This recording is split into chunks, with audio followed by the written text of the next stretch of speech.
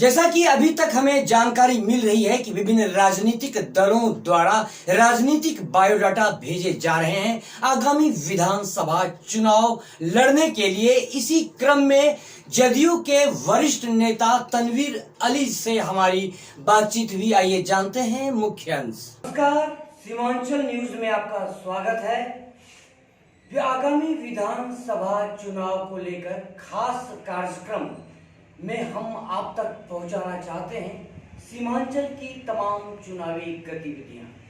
और इस बार अगर हम आगामी विधानसभा चुनाव की बात करें तो कटिहार के 7 विधानसभा सीट पर अब तक जो प्रबल दावेदारी सामने आ रही हैं, राजनीतिक बायोडाटा सामने आ रहे हैं, जैसा कि दावेदारी पेश की जा रही है, हम आपको बताना चाहेंगे एक से बढ़कर एक व्यक्तित्व जनता के सामने है और जनता किसे वोट देगी किसे नहीं, यह एक कांटे की लड़ाई देखने को मिलेगी आगामी विधानसभा चुनाव में।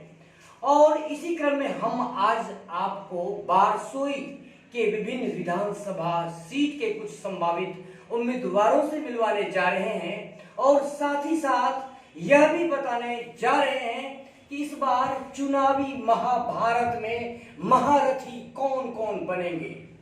जदयू पार्टी की जनाधार को मजबूत करने की दिशा में और जदयू की सशक्त पहचान बारसोई के इस सीमांचल के बारसोई इलाके में बनाने में तनवीर साहब का एक महत्वपूर्ण योगदान है और तनवीर साहब ने इस बार दावेदारी पेश की है। आइए आज हम आपको सीमांचल शख्सियत में मिलवाते हैं तनवीर साहब से। आप अपने बारे में बताइए तनवीर साहब। नमस्कार। जदयू की पार्टी को आपने बारसोई में मजबूत करने में महत्वपूर्ण योगदान दिया है और अब आप यहाँ पर चुनाव लड़ना चाहते हैं जनता कार्यकर्ता की मांग पर। अपने बारे में बताइए। जी, मैं तनवीर आलम बारसोई जेडीयू प्रखंड अध्यक्ष लगातार 2016 से मैं हूँ और उससे पहले भी मैं कई बार जेडीयू का पंचायत अध्यक्ष रहा पंचायत का।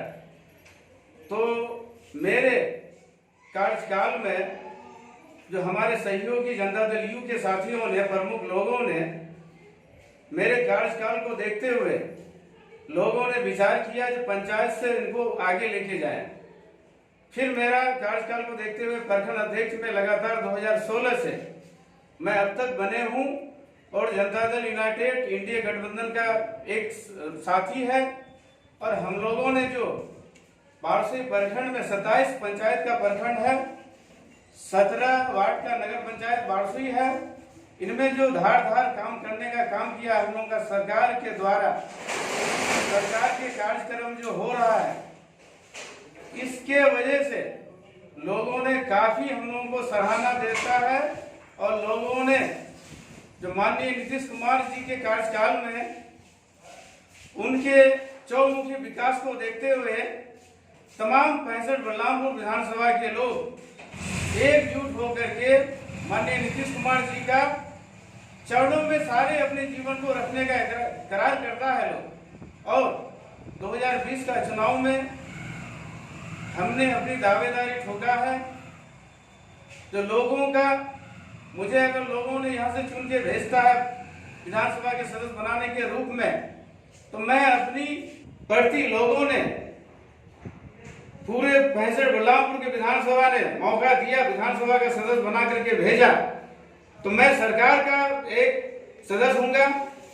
और मेरा जो अपना विचार है ये लगातार हम लोगों ने जो थोड़ा कहीं कहीं बहुत ऐसा पंचायत है जो आज भी कच्चा सड़क से लोग को जूझना पड़ता है। मेरे यहाँ 2010 से 15 तक वर्तमान विधायक रहे डॉक्टर दुलाल चंद्र गोस्वामी जी, कुछ दिन के लिए मंत्री बने। उनके कार्यकाल में 65 बलरामपुर विधानसभा की चीरतावा नदी पर जो नदी गया है उसके सीने पर चढ़ा के 4-4 पुल बनाया और वही वर्तमान विधायक आज का डेट में है। 2015 से 20 तक ना तो कोई पुल बना ना ही कोई सड़क बना है। सिर्फ उनका जो योजना है जो भी फंड मिला है उनको वो भी पता नहीं चला जो कहाँ लगाया है। पता चल रहा मदरसा का भवन बनेगा, मदरसा को में डेस्क देगा, यही सब काम किया उन्होंने। आज लोगों को सराहना करना पड़ता है माननीय नीतीश कुमार जी का, तो यहाँ पर ना उनका विधायक था, अब सांसद बने हैं, तो कुछ आसार लग रहा है जो मेरे जिला में, मेरे विधानसभा में कुछ विकास का रूपरेखा हम लोगों को देखने के लिए मिलेगा। तो मेरा अपना विचार है, यहाँ के लोगों, यहाँ की जनताओं ने मुझे स्वीकार अगर किया और आगे भी मेरा जो है गिरगाने का मौका है। सरकार ये फैसल बलरामपुर विधानसभा को जेडीयू के खाते में दे और मेरा विधानसभा मुस्लिम बाहुल क्षेत्र है, 72% हमारा मुस्लिम बाहुल है और 28% हमारे एस समुदाय के लोग हैं। इसलिए मेरा आह्वान रहेगा हमारे सीमांचल मीडिया प्रभारी के माध्यम से जो मेरा आवाज को आगे तक पहुंचाए, ये सीट जेडीयू के खाता में जाए और माइनॉरिटी के उम्मीदवार को बनाया जाए, तभी यहाँ की जनता को हम लोगों ने जो छूटा हुआ विकास है, जो नदियों में पुल बनना बाकी रह गया है, तो वो हम लोगों ने बनाएंगे और इनका संकल्प लेके भी चुनाव मैदान में आए हैं, बायोडाटा जमा किए हैं। तो आगे का जो मोटवारी घाट में दोनों तरफ से रोड बना हुआ है, बीच में नदी बह रहा है, पुल नहीं बन पाया। फिर हमारा फुराधार नदी है, दोनों तरफ से रोड बना हुआ है, पुल के बिना लोग विकलांग हैं। ये झांसा वाला विधायक है और झांसा देके वोट लिया, हमारा कोई ये विकास नहीं है, फीलिंग किया लोगों ने। अब लोगों का ये विचार है इस बार का तिरिगुने नहीं है, जो पिछला चुनाव किया गया हाथ से मुट्ठी में गया हमारा वो गया। अब सीधे सामना है एनडीए गठबंधन और महागठबंधन के साथ हमारा चुनौती है। तो इस बार एक ही रहेगा, जनता दल यू का ही उम्मीदवार रहेगा यहाँ पर। और हम लोगों का आह्वान भी है, डिमांड भी है, जो मुस्लिम बाहुल क्षेत्र है उम्मीदवार माइनॉरिटी को ही दिया जाए, जब भी हमारा महागठबंधन से जबरदस्त लड़ाई होगा और हम जीतेंगे, जनता हमको स्वीकार करेगी। सीमांचल न्यूज महापरिवार की ओर से आपको हार्दिक शुभकामनाएं कि आपको जदयू उम्मीदवार बनाए और आप भारी मतों से जीते। हम दर्शकों आपको बताना चाहेंगे कि चुनावी शतरंज की बिसात अब बिछने वाली है। पार्टी आला कमान द्वारा राजनीतिक बायोडाटा पर विचार किए जा रहे हैं, जल्द ही उम्मीदवारों की भी घोषणा होगी। आप बने रहिए इस सफर में हमारे साथ, हम और भी मिलवाएंगे आपको महारथी से। तब तक के लिए दीजिए इजाजत। नमस्कार।